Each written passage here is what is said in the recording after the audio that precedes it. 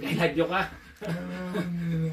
Ayan, no, masikas. O, mga anak mo ulit, sabi mo. Ayan. Ayaw ka ng muli, no? Thank you, Lord. Ayan po.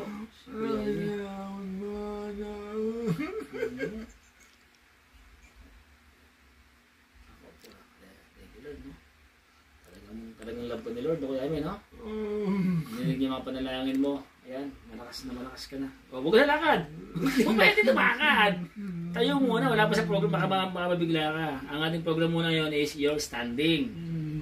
Oo, yun muna tayo sa balancing. Ayan, sabi sa motivation, balancing. Ayan. Very good, ayan. Ang tagal ng pagkakatayo niya. Diba?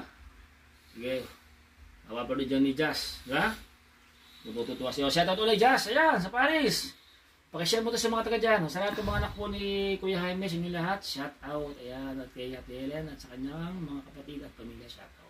Siyempre, sa mga kapatid po ni Kuya Jaime, Salaklan family, all of you guys, shout out. Abangan nyo yung lakad namin. No, Kuya? Abangan nyo. Lapit-lapit na to. Matibay-tibay na, oh. Matibay na tuhod.